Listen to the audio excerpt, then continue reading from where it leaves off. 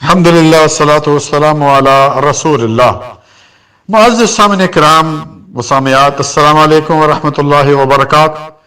کیا بیوی سے محبت کرنا جوروں کی غلامی ہے؟ کیا اپنی بیویوں کو پاؤں کی جوتی سمجھنا چاہیے؟ نہیں پیارے بھائیو، یہ سنت رسول ہے، سنت کو فالو کریں۔ سنت رسول کیا ہے کہ اپنی بیوی سے محبت کریں۔ زندگی آسان ہے، لوگوں کو سنو گے تو نہ گھر کے رہیں گے اور نہ گھاٹ کے، پھر آخرت بھی بھیانک ہوگی۔ گھر والوں کے کہنے پر آ کر اپنی بیوی پر ظلم نہ کریں خدا را، وہ آپ کے لیے اپنا سب کچھ چھوڑ کر آئی ہے، بہن بھائی والدین، وہ آپ کے لیے ہر تکلیف سہتی ہے، آپ کے بچوں کی ماں ہے۔ کیا بدلے میں آپ اسے سچی محبت نہیں دے سکتے؟ آپ صلی اللہ علیہ وسلم دیکھیں، کائنات کے امام ہیں، اپنی بیوی عائشہ سے کیا محبت کے ساتھ کیا اس کو کہتے، عائش عائش کر کے بلاتے اور فرماتے ہیں عائش، حضرت جبرائیل علیہ السلام آئے تھے اور تمہیں سلام کہتے۔ اللہ اکبر۔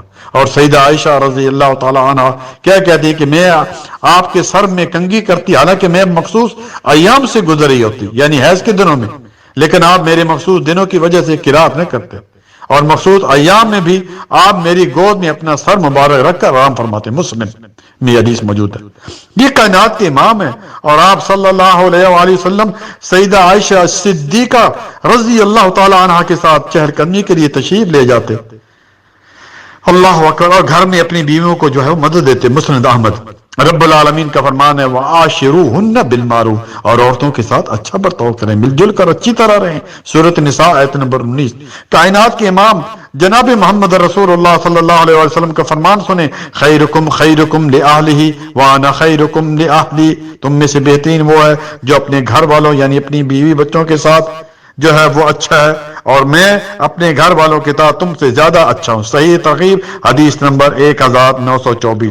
اور دوسری جگہ فرمایا آپ صلی اللہ علیہ وسلم نے کہ خیارکم خیارکم لنسائہم، تم میں بہترین وہ لوگ ہیں جو اپنی بیویوں کے ساتھ اچھے ہیں۔ صحیح ترغیب حدیث نمبر 1925۔ اسی طرح بخاری کی حدیث نمبر 1331 اور مسلم کی حدیث نمبر 2098 میں رسول اللہ صلی اللہ علیہ وسلم نے کیا فرمایا، استوصوا بالنساء، عورتوں کے ساتھ خیر خواہی کرو، کیونکہ عورت پسلی سے پیدا کی گئی ہے، اور پسلی کا سب سے زیادہ ٹیڑھا حصہ اوپر والا ہے۔ آپ اسے اگر سیدھا کرنا چاہیں گے تو پھر یہ ہے کہ وہ طلاق، اس کا طلاق کا مسئلہ چلا جائے گا۔ ٹھیک ہے میرے بھائیو۔ اسی طرح کائنات کے امام جناب محمد رسول اللہ صلی اللہ علیہ وسلم نے فرمایا لا تضرب الوجہ، اس کے چہرے پر مت مارو، اور نہ اسے برا بلا کہو، اور نہ اسے قطع تعلق کرو۔ صحیح ترغیب حدیث نمبر 1929۔ اسی طرح بخاری کی حدیث نمبر 5204 میں رسول اللہ صلی اللہ علیہ وآلہ وسلم کا فرمان سنیے، تم میں سے کوئی شخص بھی اپنی بیوی کو غلام کی طرح نہ پیٹے، اور پھر یہ کہ دن کے آخر میں یعنی رات کو پھر اس کے ساتھ جمع کرے۔ اللہ اکبر۔